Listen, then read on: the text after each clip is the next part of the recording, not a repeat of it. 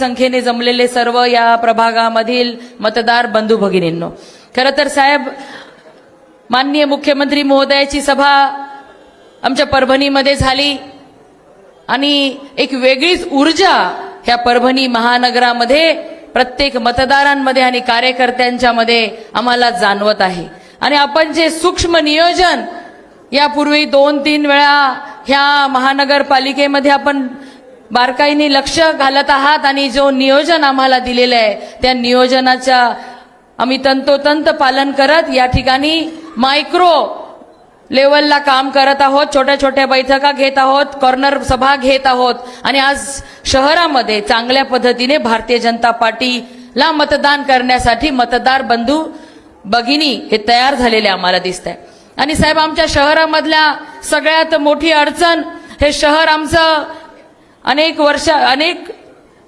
शहर विस्तारलेलं आहे। आमच्या जायकवाडीचा कॅनल शहराच्या चारी बाजूनी आहे, अनेकांच्या गुंठेवारीचा प्रश्न आहे, पीटीआरचा विषय आहे आणि आम्ही प्रत्येकाला सांगतोय की सन्माननीय महसूल मंत्री बावनकुळे साहेबांनी आपली ही अनेक 30-30, 40-40 वर्षापूर्वीची समस्या सोडवलेली आहे आणि आपल्यामुळे आमच्या ह्या निवडणुकीमध्ये निश्चितच आम्हाला या ठिकाणी चांगल्या पद्धतीने मतदान मिळणार आहे। कारण की तुम्ही जो निर्णय या पीटीआरचा विषयाचा असेल, गुंठेवारीचा विषयाचा असेल, कारण की 30-30, 40-40 वर्षापासून सुंदर असं कष्टाचं आपल्या घर बांधलेली मंडळी, पण कुठेतरी ते या ठिकाणी त्यांच्या मनामध्ये शंका होती की आपण घरामध्ये एवढ्या वर्षापासून राहतोय, मेहनतीने इतकं सुंदर घर बांधलं, पण अजून आपली जागाच आपल्या नावाची झालेली नाही, म्हणून ती शंका होती आणि सन्माननीय मुख्यमंत्री महोदयांनी सुद्धा त्या दिवशी त्याचा उल्लेख करत सांगितलेलं आहे। पण आज आपल्या येण्याने निश्चितच आपण आज जे सांगाल ते या ठिकाणी प्रत्येक शहरामधल्या मतदारांपर्यंत आम्ही पोहोचवलेले आहे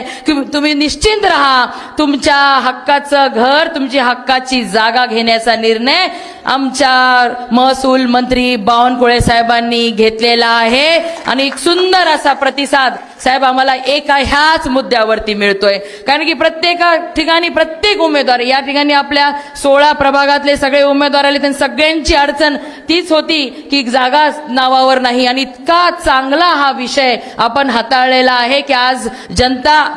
आपण आपले सर्वच निर्णय लोकप्रिय निर्णय झालेले आहेत आणि निश्चिंत झालेली आहे। एवढंच नाही तर लाडक्या बहिणी सुद्धा, लाडक्या मुख्यमंत्रींच्या वरती खूप विश्वास आपल्या लाडक्या बहिणींचा आहे आणि आता या महिन्यामध्ये सुद्धा हप्ता पडलेला आहे आणि लाडक्या बहिणी आम्हाला विश्वास देत आहे की तुम्ही काळजी करू नका, आम्हाला ह्या वेळेला ह्या परभणी महानगरपालिकेमध्ये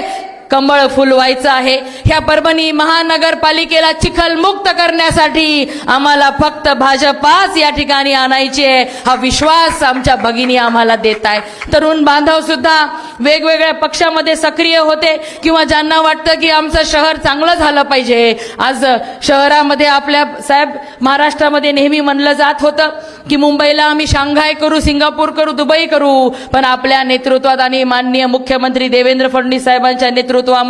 मुंबई आणि सगळ्या आपल्या नागपूर सारख्या शहरांमध्ये होत असलेला इंटरनॅशनल इन्फ्रास्ट्रक्चर जे डेव्हलपमेंट होतीये हे आमचे सगळे तरुण बघत आहेत आणि तशा पद्धतीचं डेव्हलपमेंट आपल्या परभणीमध्ये झालं पाहिजे, तो आपला अधिकार आहे, तो आपला हक्क आहे आणि हे फक्त आपल्याला भारतीय जनता पार्टीचं नेतृत्व देऊ शकते, हा विश्वास आमच्या मतदार बंधू भगिनींमध्ये आहे, खास करून आमच्या तरुणांच्या मध्ये आहे। साहेब, आमच्या जिल्ह्यामध्ये बेरोजगारीचा खूप मोठा प्रश्न होता, स्थलांतरिताचा जिल्हा म्हणून, परंतु आमच्या जिल्ह्याची निवड मुख्यमंत्री देवेंद्र फडणवीस साहेबांनी आणि आपण एमर्जिंग डिस्ट्रिक्ट मध्ये करून घेतल्यामुळे तरुणांना या ठिकाणी चांगल्या रोजगाराच्या संधी निर्माण होणार आहेत, यामध्ये आम्हाला काही शंका नाही। म्हणून तरुण सुद्धा आणि आमचे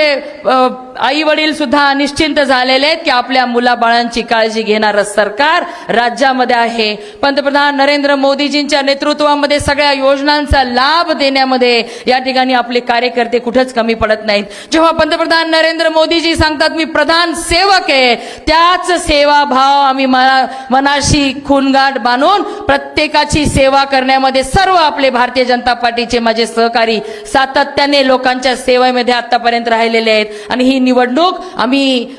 या ठिकाणी तुम्ही सांगितल्या पद्धतीने बारकाईने ही निवडणूक आम्ही लढत आहोत। तुम्ही आमच्यावर विश्वास टाकला साहेब आणि तुम्ही विश्वास टाकलेला आहे, तुम्ही जेवढी अपेक्षा आमच्याकडून ठेवलेली आहे तेवढे या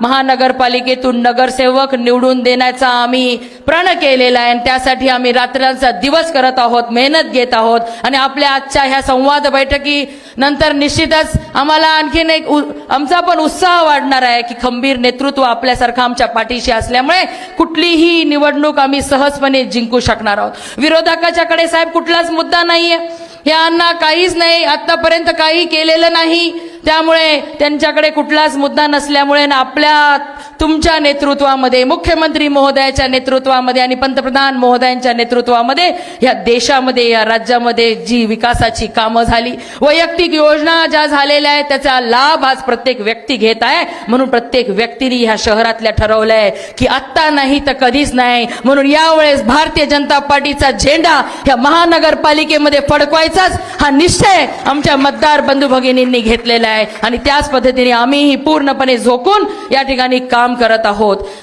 आणि म्हणून आज साहेब आपल्याला विश्वास देते, ह्या सगळ्यांच्या समोर आपल्याला विश्वास देते की या ठिकाणी आम्ही भारतीय जनता पार्टीच्या सर्वचे सर्व उमेदवार निवडून आणण्यासाठी प्रयत्न करत आहोत आणि त्यामध्ये आम्हाला यश मिळणारच आहे। आजपासून 15 तारखेपर्यंत आपण जी आतापर्यंत मेहनत घेत आलेलो आहोत, ह्या